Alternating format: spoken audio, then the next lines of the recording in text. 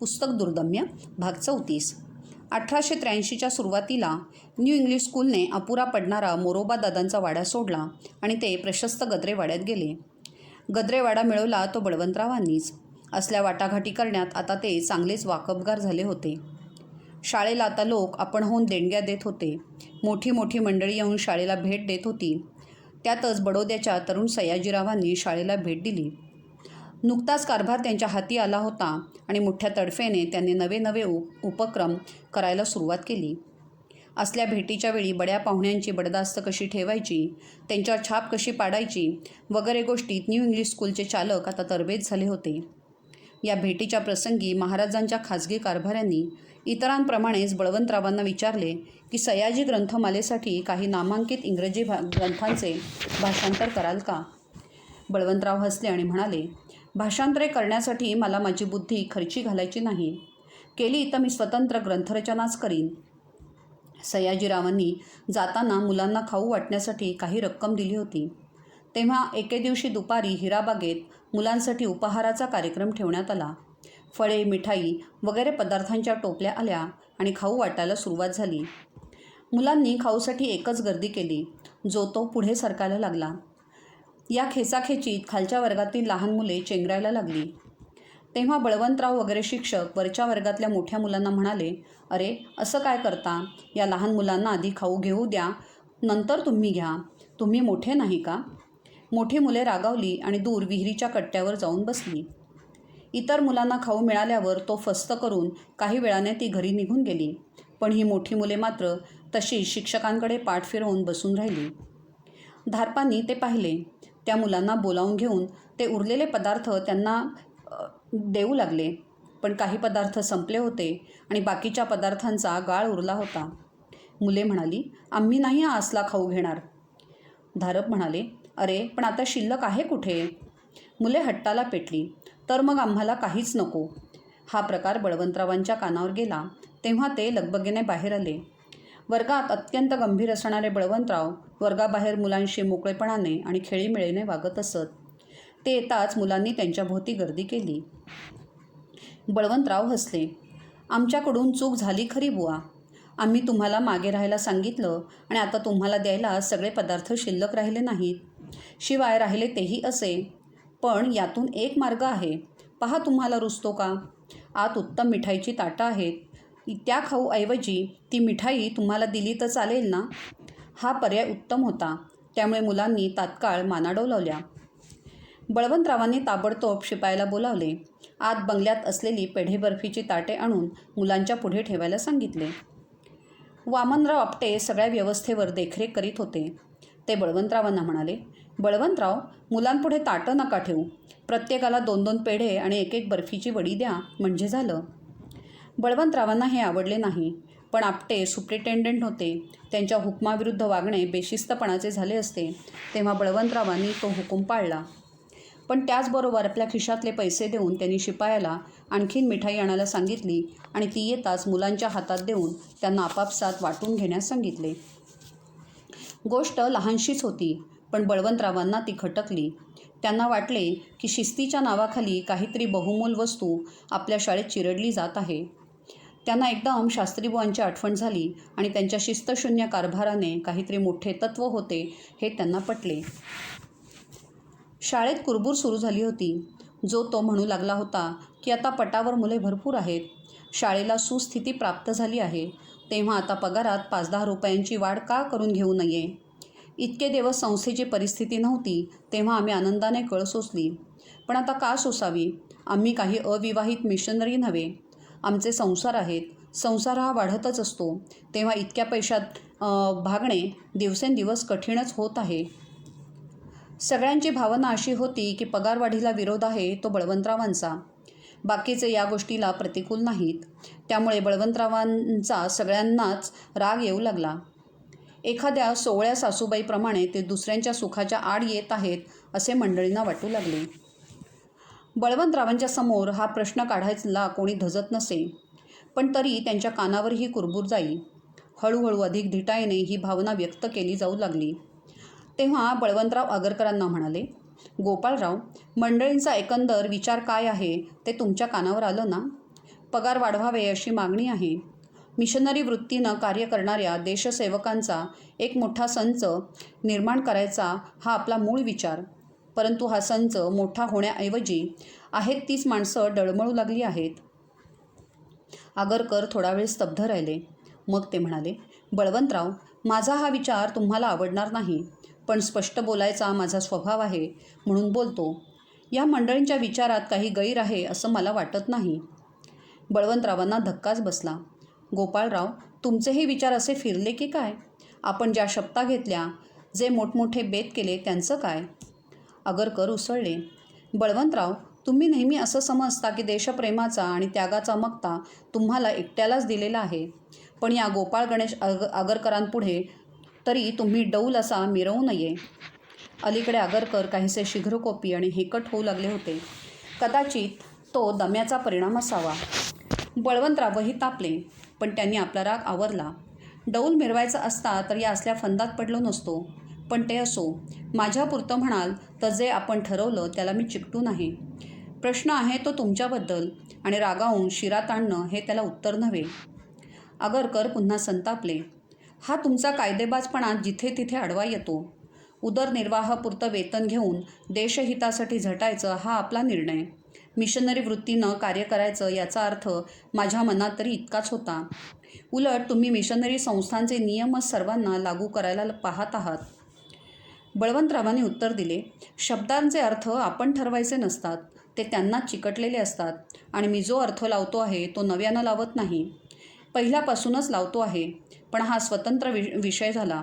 आपल्या मंडळींचे विचार तुम्हाला गैर का वाटत नाहीत ते सांगा.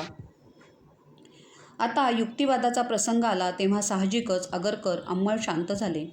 अहो, त्या मंडळींचं मागणं तरी काय आहे? 5,000 रुपयांची तर पगारवाढ, इतकंच ना? तेवढ्यानं काय ते श्रीमंत थोडेच होणार आहेत? खरं म्हणजे सध्याच्या पगारात उदरनिर्वाह काही होत नाही. आजारपण असतं, कुठे जायचं यायचं असतं, तेव्हा तत्वांना सोडून काही होत आहे असं मला वाटत नाही.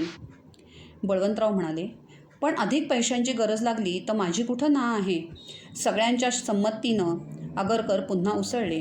हेच ते तुम्हाला सगळ्या मंडळींचा एक कळप करायचा आहे. आणि त्या कळपाचे म्होरके तुम्ही. आपल्या खाजगी गरजा 4 लोकांपुढे मांडायच्या आणि त्यांची मग सगळ्यांनी चर्चा करायची. या गोष्टीला कोणता मानी मनुष्य तयार होईल?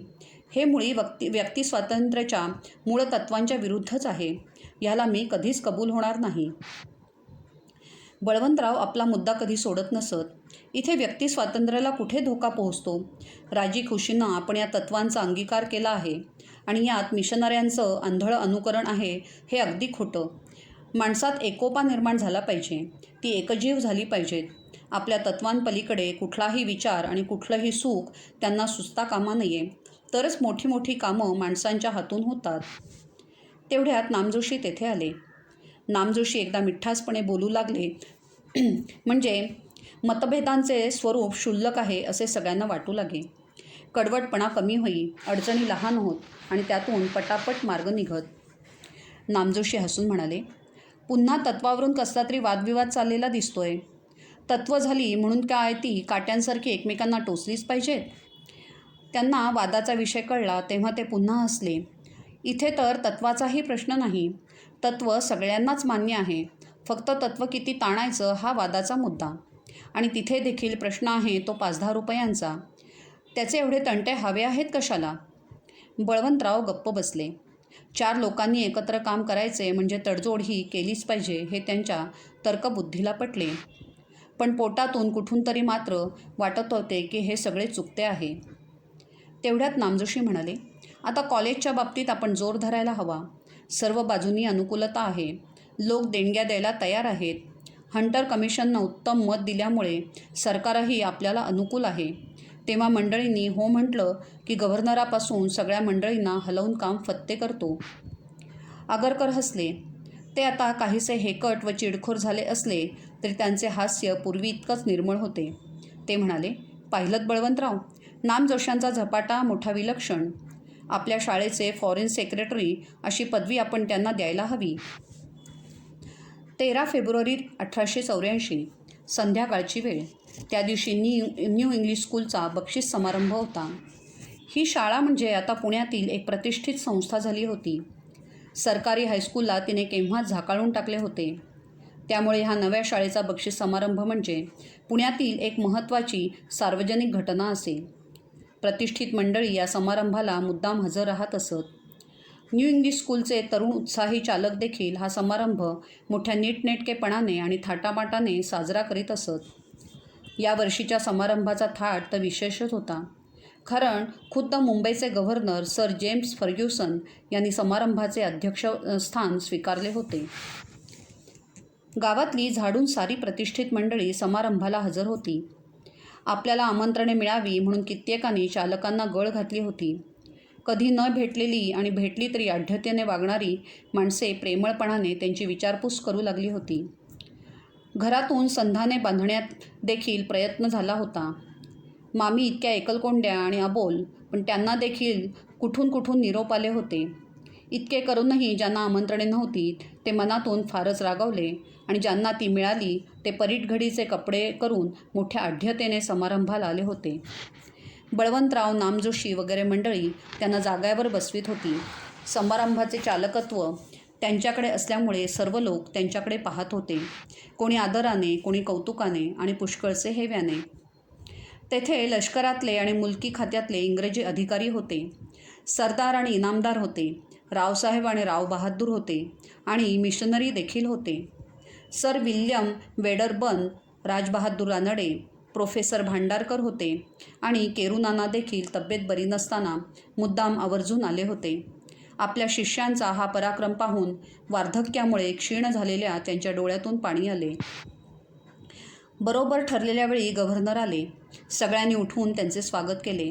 मग समारंभाला सुरुवात झाली. मंचावर बसलेल्या आपट्यांनी उठून शाळेचा अहवाल वाचून दाखवला.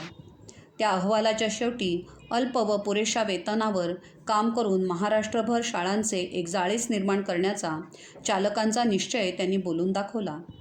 ह्या शाळांसाठी त्यागी व उत्साही शिक्षकांची गरज होती आणि असे शिक्षक तयार करण्यासाठी म्हणून एक खाजगी कॉलेज काढण्याची चालकांची मनीषा होती, असेही त्यांनी सांगितले. मग गव्हर्नर साहेबांनी बक्षिसे वाटली. बक्षीस कसे घ्यायचे आणि अभिवादन कसे करायचे याची तालीम आपट्यांनी विद्यार्थ्यांना आधीपासून दिली होती आणि चेहऱ्यावर स्मित ठेवून करड्या नजरेने ते बक्षीस घेणाऱ्या मुलांवर देखरेख करीत होते. काही चुकले तर शिताफीने ते सावरून घेण्यासाठी नामजोशी जवळच उभे होते. इतकी सगळी तयारी असूनही एका मुलाने घोटाळा केलाच. गव्हर्नर साहेबांनी दिलेले बक्षीस त्याने खाली पाडले. ते घरंगळत टेबलाखाली गेले. तेव्हा तो मुलगा खाली बसून टेबलाखाली रांगत गेला आणि आपले बक्षीस काबीज केले. टेबलाखालून बाहेर येताना टेबल डोक्यावर घेण्याचा त्याचा बेत होता, पण नामजोशांनी शिताफीने त्याला अलगद बाहेर काढून मंचावरून खाली पाठवला. वामनराव आपट्यांनी त्या मुलाकडे अशा काही नजरेने पाहिले की त्याची आता काही धडगट नाही हे इतर मुलांनी ओळखले. हा प्रसंग घडला तेव्हा सभेतले एतद्देशीय लोक एकदम चपापून गप्प झाले, पण साहेब लोक मात्र मोकळेपणाने हसले. मग खुद्द गव्हर्नर साहेबांनी देखील हास्य केले. त्यासरशी एतद्देशीय मंडळी देखील अज्ञाधारकपणे पण उगीचच मोठ्याने हसली.